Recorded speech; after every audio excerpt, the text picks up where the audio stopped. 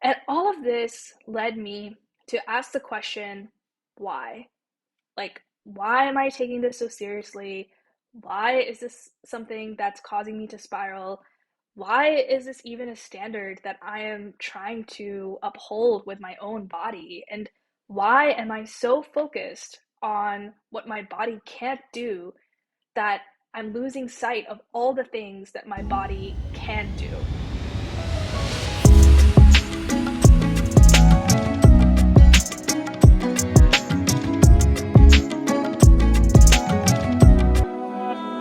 Hey everybody, my name is Vinamrata and welcome to the Curious Desi, my channel where I share with you the things that I am unlearning and relearning to become more like myself. So for my first video, I want to share with you something that's been on my mind recently, which is my relationship with my body.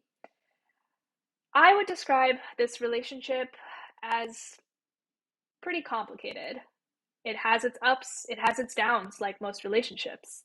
The ups are that my body allows me to literally function in this world and do all the things that I need to do in order to survive and be a human being. And the downs are, well, my body just doesn't always behave in the way that I want it to. Sometimes these sound really superficial, but things like graying hair or random weight gain or skin blotches or whatever. I feel like I could go on and on about the things I hate about my body. It actually reminds me of the scene in Mean Girls when all the girls go around saying all the things that they don't like about themselves, and then Katie has to like kind of make something up because she really likes the way that she looks. My hairline is so weird. My pores are huge. My nail beds suck. I have really bad breath in the morning. Like being in my own skin sometimes feels like I'm at war with myself. And I don't know about you, but I am really tired of feeling this way.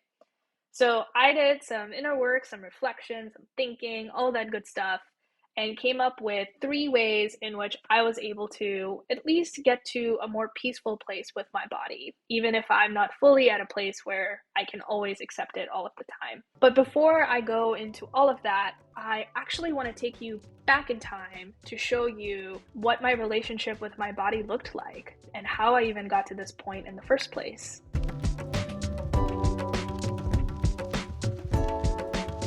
I remember the first time that I felt really present about my body, which also happened to coincide with the time that I first started hating my body, was when I was 5 years old. I remember coming home from school crying because a boy in school had called me ugly. And I remember asking my parents, like, am I ugly? Am I ugly? And of course, they were like, no, you're not ugly. We love you. It's what's inside what matters, and you have a beautiful heart, and blah, blah, blah. But of course, I didn't believe them. I was like, of course, you're going to tell me that because you're my parents. And somehow, because of that interaction, this deep seated desire to basically hate my body was born.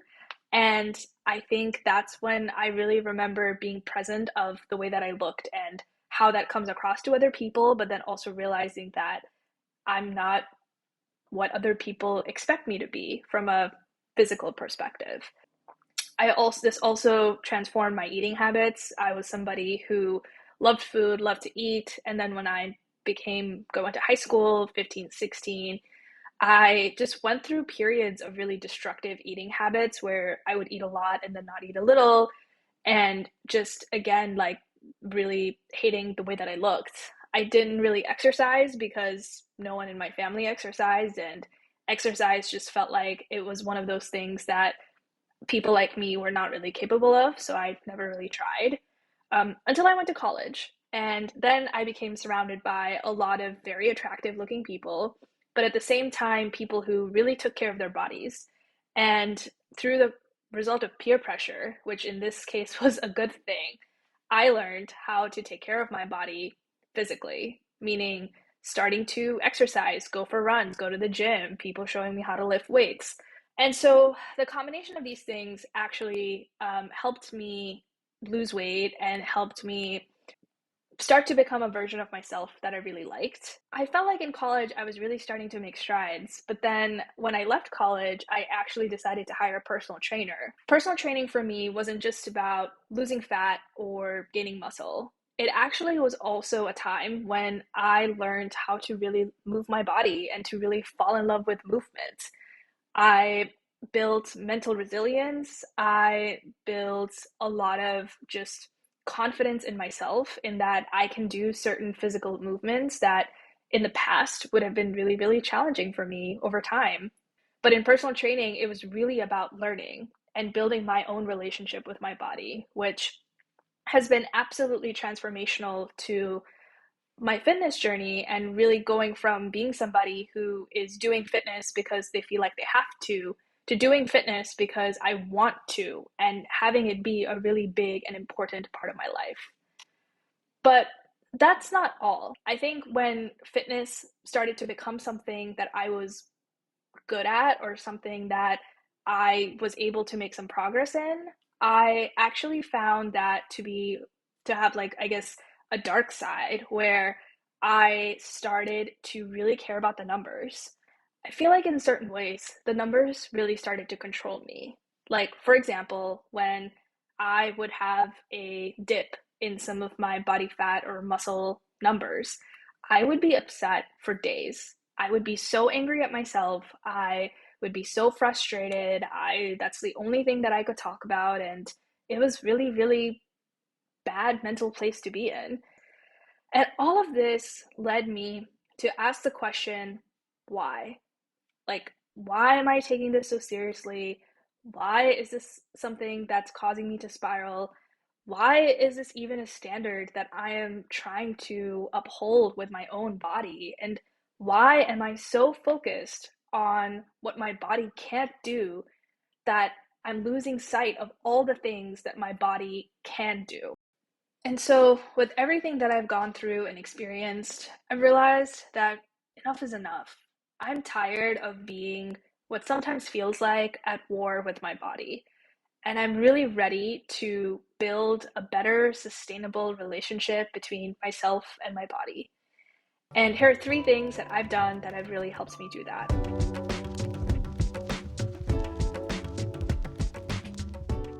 So let's talk about the first one, which is defining what healthy means to me. Now, this really gets at the core of what is this all for? Like, why do you care about the way that you look? Why do you care about being fit? Why do any of these things matter to you? And for me, it really comes down to three things. It comes about self-discovery, community, and confidence. With my body and with movement and fitness, and I'm kind of lumping all of these things together, it's really a way for me to feel confident and connected to myself, to feel in community with myself and others, and to learn and discover new parts about myself that I didn't really know before. And specifically for me, being healthy means taking on whatever physical challenges that I want to, new things that I want to try, new sports I want to discover. And it means being able to present myself in a world that makes me feel comfortable and confident. For example, recently I have picked up running, and it's something that I honestly never thought I would do. It's been really interesting to see myself grow into this identity of a runner and be able to connect with new friends, old friends about this topic and discover new parts of people as well as evolving relationships. Like now it's not just about us getting food, we can go on runs, we can talk about running, we can sign up for races together. And so all of these things I think are things that I don't know if I would necessarily have access to if I didn't take on the physical challenge of running. And when I'm running, I feel really, really grounded, really good in my body, and that really helps me feel confident. Now, with this definition, I think it's really important to be mindful of what success looks like. And this leads me to my next point, which is defining obvious and non obvious ways of defining success. And so for me, there's the obvious ways. We talked about running. You also have your traditional body weight metrics, which things like muscle mass, body fat percentage, your scale weight, things like that. And those are definitely things that I would say are correlated with my version of being healthy. But I also like to look at the non obvious ways of measuring health. Sometimes it could be something as simple as taking some of those traditional measurable metrics and looking at it over a longer frame of time because that really allows you to see the big picture of whether you're progressing in your journey of being healthy or if you're able to be consistently healthy over time, which can sometimes be more important than like the singular blips and moments of measurement. For me, some of the things that have been most meaningful on this new journey of health that I've been on is things like how my clothes fit me and how confident I feel trying new outfits or new types of clothes that normally I would shy away from, things like crop tops or certain kinds of skirts. But now I just feel very confident putting on and just like giving it a shot. And then finally, the third tip that I have for you is really just about recognizing that you're the one in charge. At the end of the day, even if you define what healthy means, what success means, because we are all living with these internalized notions of what beauty is supposed to look like and it being such a singular definition, being constantly told that we're not attractive enough, that we're not hot enough, that we're not appealing enough, that all of these things just to honestly sell us more stuff, it can be really easy to go on social media or meet up new people and get really triggered by whatever shape or form. Because chances are that even if you've done all these things, you're still probably somewhat insecure. I know I'm definitely in that boat. And I've gone from hating myself for when I do spiral to recognizing that, okay, one, I'm spiraling and that's okay. But then also that the spiral is not necessarily a moment of panic. The spiral is really a moment to make a decision. And the decision is, do I want to change what my definition of healthy looks like? Do I want to change what my path to get there looks like? Or is this really a decision point for me to say, no, you know what, things are working fine and I'm pretty happy with the way that I am, and therefore I'm just going to ignore this?